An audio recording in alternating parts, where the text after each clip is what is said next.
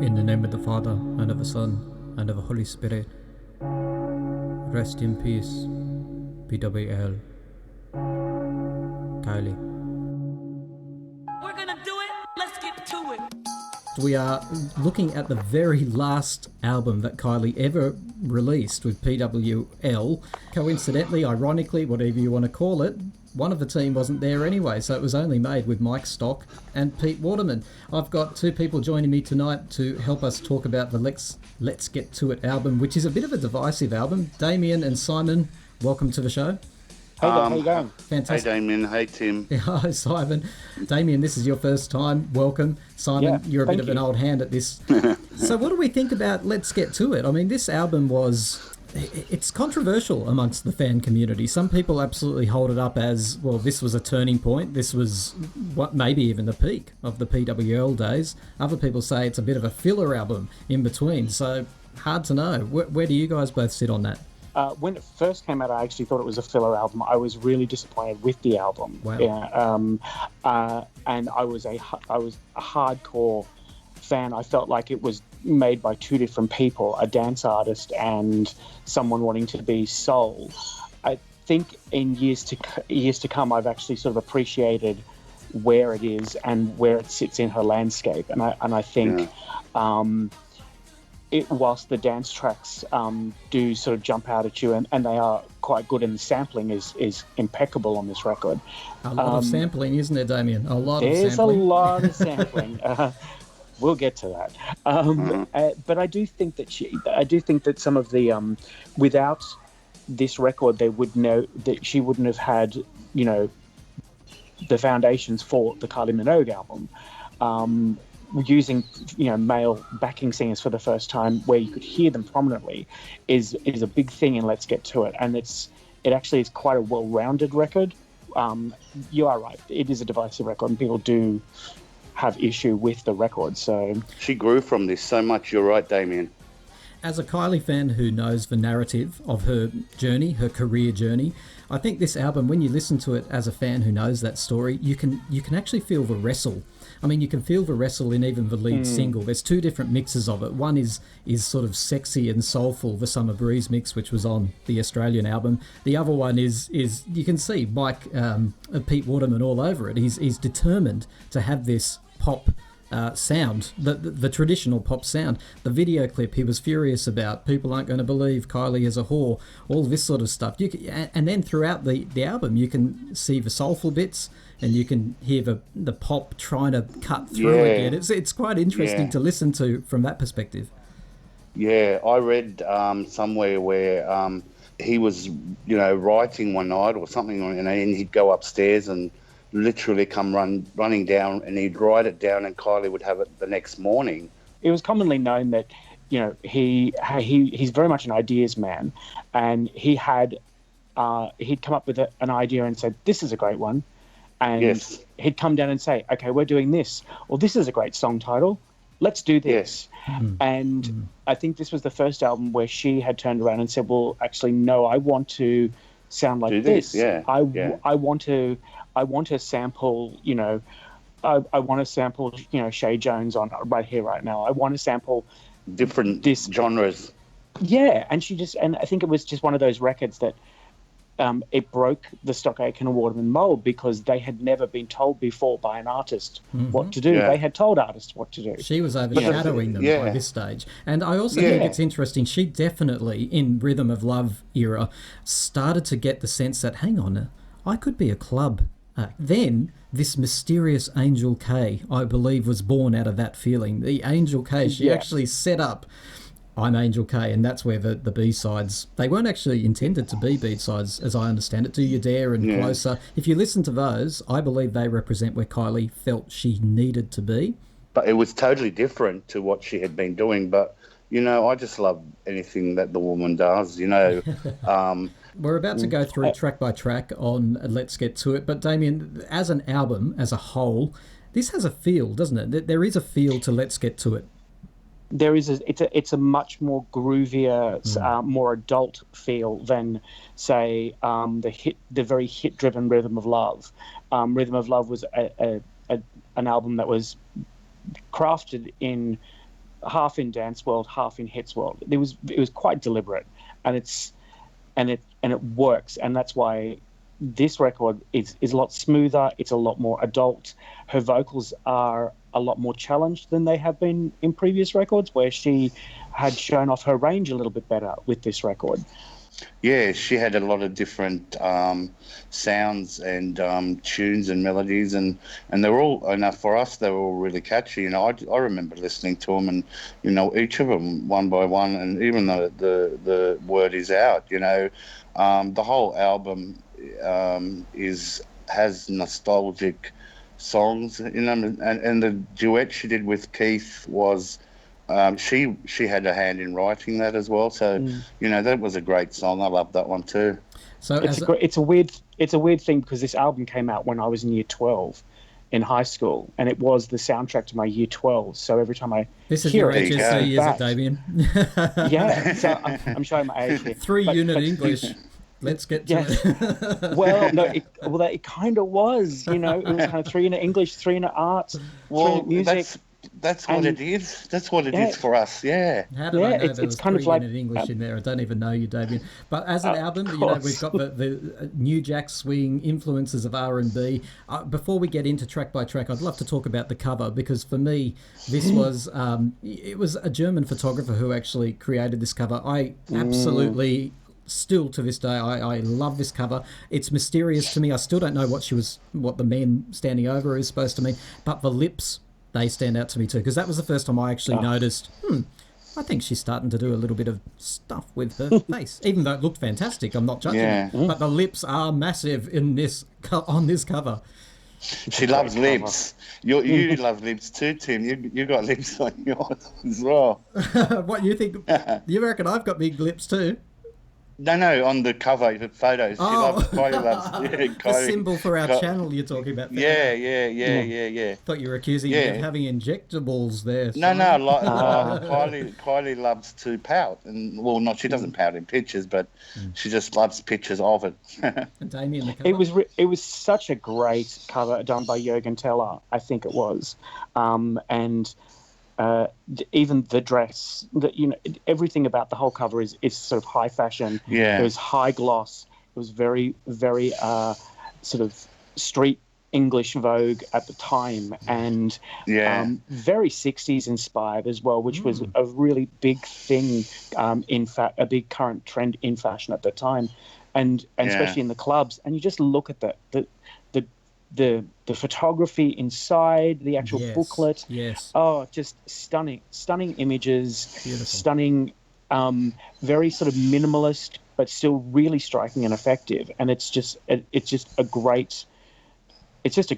actually one of my favorite covers. She gives it the whole package, doesn't she, when she does? Yes. It doesn't matter what she does, she does the whole package.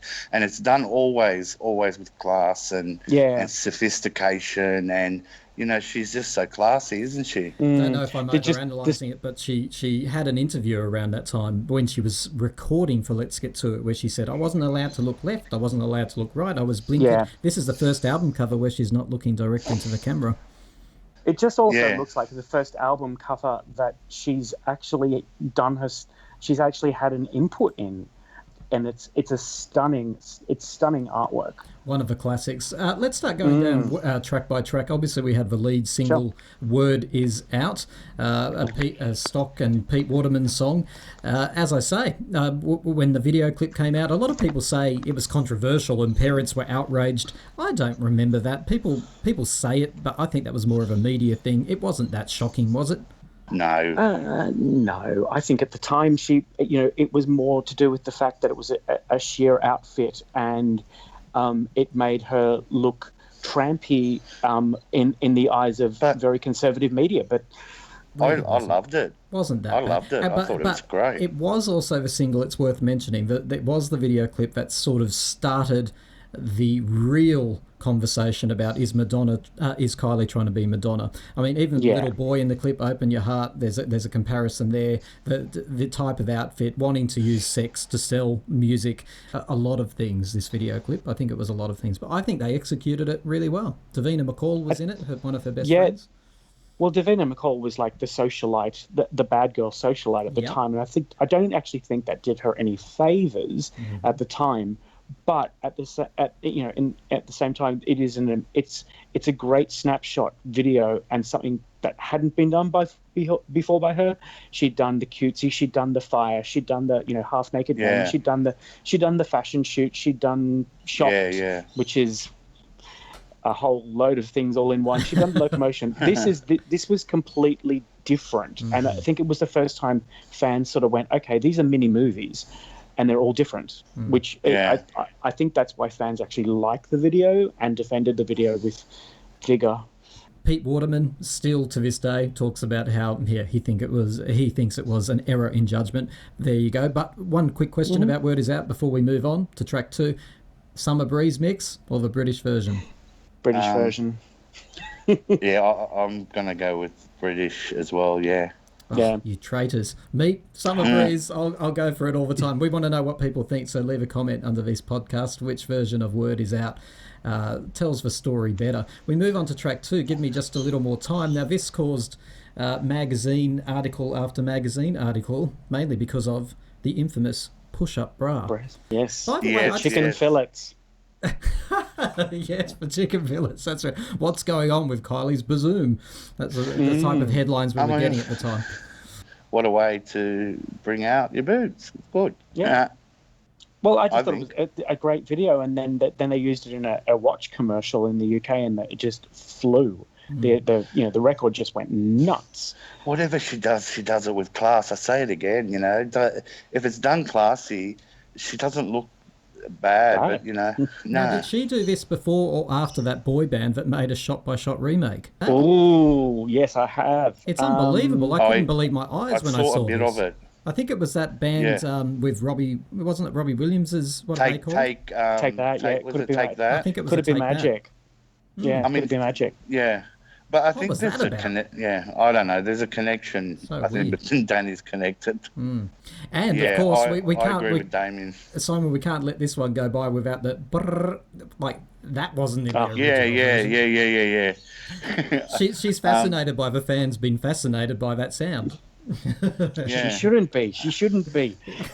because it was peculiar. or It's what? genius. It's genius. Yeah, Genius. that purr is just it's a sign in the song, it's a calling. I don't know what it is. It's just perfect. You get to start Oh, the genius. extended mix with that sound. Yeah. It's a very special moment. Can we move to track 3? Too Much of a Good Thing. I always wonder. I think her vocals are too soft in this track, but there you go. It's a great track. Yes. Just wonder why her Totally. vocals are so soft. You can definitely hear Miriam Stockley in the background, and you can hear Kylie, and they haven't really mixed the vocals too well. But legend has it was a dance track that Stockache and Waterman had put together, and she had helped put together, and they were going to release it as some sort of underground track, and then it just Angel was K. so strong. They kept it. Yeah. They just kept this track and rushed it onto the record. Is this the one with the alleged sample from Janet Jackson? I Yes. think so. Yes. Yeah, I think you enjoyed I this hope as you much enjoyed as I this do. as much as I do. Yeah. Yeah. Yeah. And I think there's some sort of moaning samples from a couple of sort of New York underground sort of Salt and Pepper-esque type. Yes, I'll tell you that's what, it. there's- That's the salt and pepper. There's Salt nothing and better pepper than a was good moaning sample, I've got to say. And I can never think And of that's too true. much of a good thing without thinking of the Let's Get to It tour, of Let's course, too. find Yeah. out. Because wow, that routine was a real up yours to anyone who wanted to Yeah. pigeonhole her as a pop puppet. We'll go on to Finer Feelings, track 4, and single 3. No, actually, I think it was single 4. To be honest, I think If You Were With Me Now it was a Christmas single from 4. memory down in the UK. But Finer Feelings is track 4 nonetheless.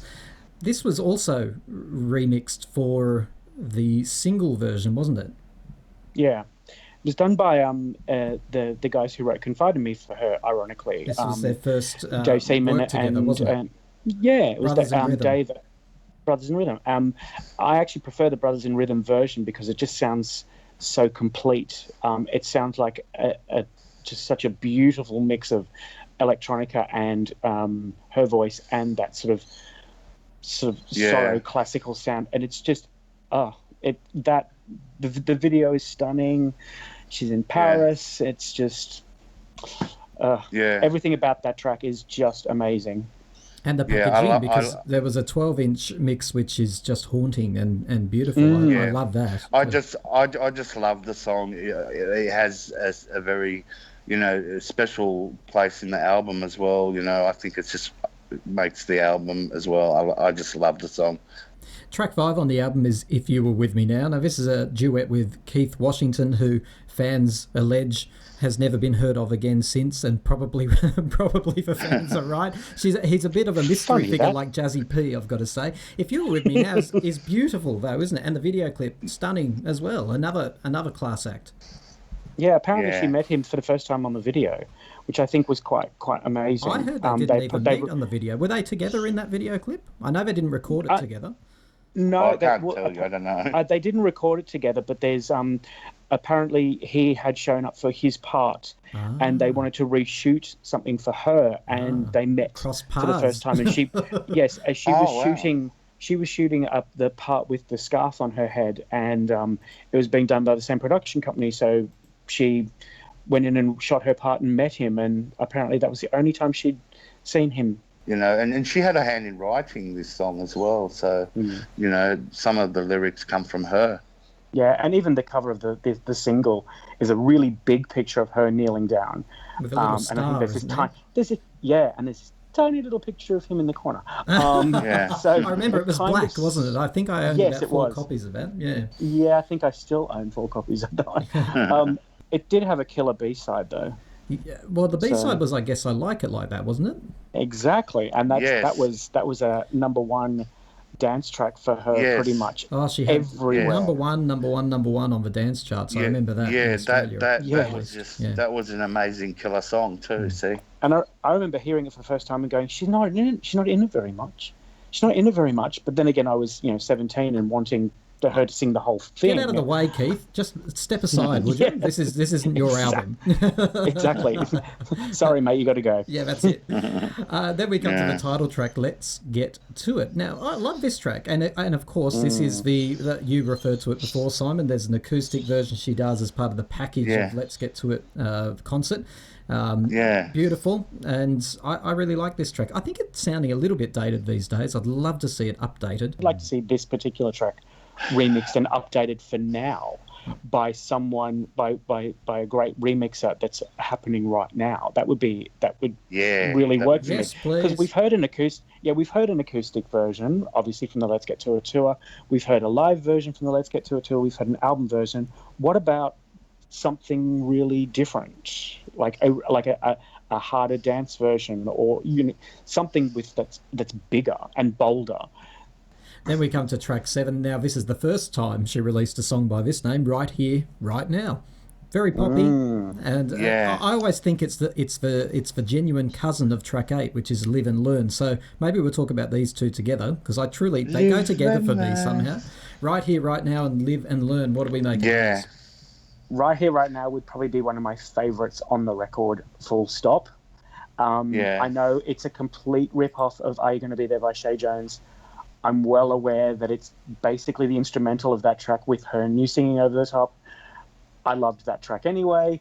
I love Kylie's version. I think it's genius. I think it's very clever the way they've mixed what was a very, very big club track at the time and sampled it heavily for this track. I think her phrasing, everything about it, brilliant. Live and Learn, you're right, is the cousin. I don't think it's as strong, but I think Right Here, Right Now is just, to be quite honest, it's one of the highlights of the record now. It should have been a single. Yeah. This is a really good example of when sampling goes right. And that Right Here, Right Now, this version of Right Here, Right Now is such a great, it should have been higher up on the record. It's one of those. Oh, I'm hearing your passion, Damien. You love this track, don't you? I love it. Because I think it was the bridging the gap between this record and her in dance culture. Yeah. This was exactly what was being played in the clubs. It was very much, I think it was the original was put out by Defected back in 91. And Yeah, and by Shay Jones, and that you can listen to the original on YouTube, and it's just one of those tracks that I just thought, yep. The first time I heard it, I was like, this is great. Then we move through to track 9, which is the beautiful No World Without You. The album track is consistent on all the versions of this around the world, but there is a more stripped back version of No World Without You too. Beautiful little track, this one, and really showcases her voice at the time. Yeah. It was. I think it was a love. I call it more a ballad, but it was just really nostalgic, and also it reminded me of some previous ballads. It's also a really good track, just before the end of the record, where it just you've had all this you've had all this electronics, and you've had all this all these dance beats and pop beats, and then there's this, and then it sort of goes wow, and you go wow. Not only can she sing, but this is it's a beautiful melody. It just calms you down. Yeah, I agree. And then of course it leads into that get ready for this build up to I Guess I Like It Like That, the closing track. Let's get to it. What do we make of this track? Because this was really, even for this album, which was already different, I remember when I came to that track going, whoa, that is real 90s stuff right there. Love it. Yeah, it's a great. It's one of those tracks that I would be hard to convince that you could put on in any dance club now, and people would still not be able to dance to it. It's one of those club tracks that everybody knows. Well, everybody in dance culture knows. How does it go again? Can you do it? Dun, dun, dun, dun, dun, dun, dun, dun. Like it's yeah, and she really belts that out in the live version too. It's fantastic. Yeah, and it's just a great song, and it's fun, and it's the best way to leave the record with. It's her sort of sayonara to the Stock Aitken Waterman years. Ironically, not the last song she recorded for Stock Aitken Waterman, but because of those bonus tracks for the greatest hits you're talking about there. Yeah, well, the Celebration was supposed to be on Let's Get To It, according to Pete Waterman, and Mike Stock said no, it wasn't, which I find weird. I can't see Celebration being on. No, don't do it. Don't ever do it, Kylie. If you rebrand and repackage, don't do it. Doesn't fit. I don't think it fits the record. Pete Waterman's adamant that it was supposed to be on the record. Wow. Well, it wasn't. But he has an imagination. He does rewrite history, that man. I have nothing but respect for him. But every time he tells a story, including I Should Be So Lucky and how it came to be, the time frames change, what she was doing in the waiting room changes, how often she came back changes. Like, it's like, he can spin a yarn. Do we have any information about chart positions and about how this fared in the commercial world? It didn't fare very well at all.